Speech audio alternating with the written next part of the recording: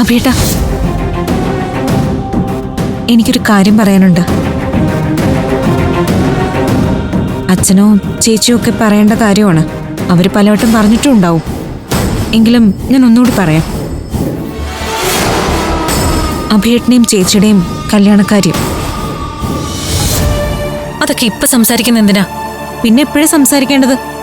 കല്യാണം നിശ്ചയിച്ചത് നമ്മുടെ 3 പേരുടെയും കൂടിയാ. അതിൽ അഖിലയുടെ കല്യാണം കഴിഞ്ഞു. എന്റെ കല്യാണം ഉടനെ നടക്കാൻ പോകുന്നു. നിങ്ങളുടെ കാര്യത്തില് തീരുമാനം എന്തുവാ? ഇത് നമ്മൾ ഇതിനു മുമ്പ് സംസാരിച്ചു കഴിഞ്ഞ കാര്യമില്ലേ?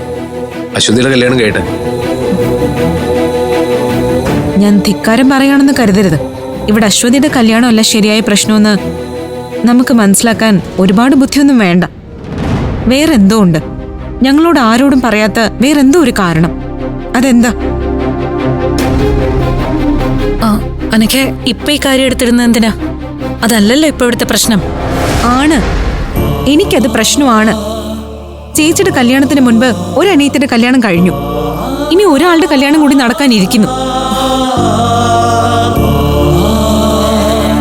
ഞാൻ ആ കല്യാണത്തിന് സമ്മതിക്കണമെങ്കിൽ കുറഞ്ഞ പക്ഷം നിങ്ങളുടെ കല്യാണം താമസിക്കുന്നതിന്റെ കാരണമെങ്കിലും എനിക്കറിയണം. അബി, അവള് പറഞ്ഞതിലൊരു ന്യായമുണ്ട്.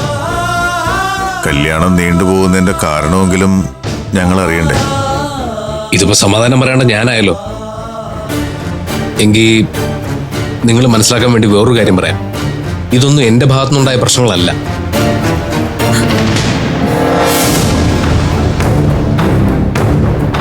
സ്നേഹം താങ്ങാനാവാതെ അമൃത ഇവിടെ കയറ്റി താമസിപ്പിച്ചിട്ടുണ്ടല്ലോ ഒരു കൊലപാതകയെ. അയാളുടെ പേര് അനന്തകൃഷ്ണൻ എന്നാണ്.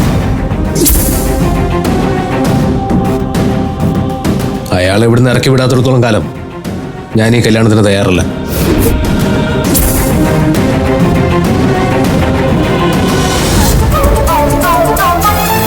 അത് ഞാൻ വ്യക്തമായിട്ട് അമൃതയോട് പറഞ്ഞതാ. പക്ഷെ അമൃത അതിന് തയ്യാറല്ല.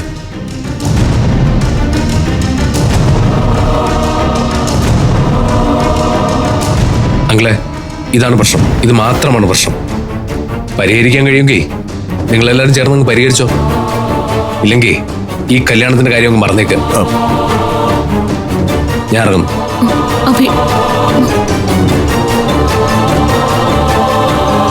മോളെ, കൃഷ്ണന്റെ പേരിലാണോ കല്യാണം വൈകിയത്? ചേച്ചി ഒരു വാക്ക് പറയാത്തെന്താ? പറഞ്ഞാൽ എല്ലാ പ്രശ്നങ്ങൾക്കും പരിഹാരം ഉണ്ടാവുമായിരുന്നല്ലോ. എന്ത് പരിഹാരം? ഇറങ്ങി പോവാൻ പറയണം കൃഷ്ണേട്ടനോട്. ചേച്ചിയുടെ ഭാവിയെക്കാളും വലുതൊന്നും അല്ലല്ലോ അയാളോടുള്ള സ്നേഹം. അനക്കെ എന്താ ചേച്ചിക്ക് പറയാൻ പ്രയാസമുണ്ടോ? ഞാൻ പറയാം. എനിക്ക് എന്റെ ചേച്ചിയുടെ സന്തോഷം ഏറ്റവും വലുത്. ഇനി ആ കല്യാണം നീട്ടിക്കൊണ്ടു പോവാൻ പറ്റില്ല. ഏയ് അനക്കെ, നീ എടുത്തി കാടണ്ട. നമുക്ക് ആലോചിച്ചൊരു തീരുമാനം എടുക്കാം. കൃഷ്ണേട്ടനെ ഇറക്കി വിടാൻ പറ്റില്ല അച്ഛാ. മോളെ, നമ്മൾ ഇറക്കി വിടുന്നില്ല. കൃഷ്ണന് വേറൊരു ജോലി അന്വേഷിക്കാം. അത് കിട്ടിക്കഴിഞ്ഞാൽ മാറാലോ. ഇടയ്ക്ക് നമ്മളെ കാണണമെന്ന് തോന്നുമ്പോ ഇങ്ങോട്ട് വരാലോ.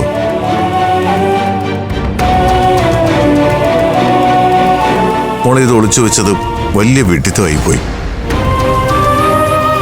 പരിഹരിക്കാൻ പറ്റുന്ന കാര്യങ്ങൾ മനസ്സിൽ ഒളിപ്പിച്ചു വെച്ച് നടക്കുന്നത് നിന്റെ സ്ഥിരമായ ഏർപ്പാടാ. അത് നല്ലതല്ല.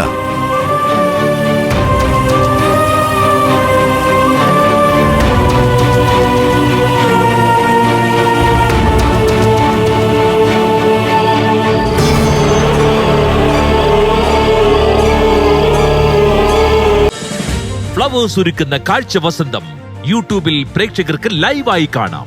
ഫ്ലവേഴ്സ് കോമഡിയിൽ ജോയിൻ ചെയ്യൂ, ആസ്വദിക്കൂ.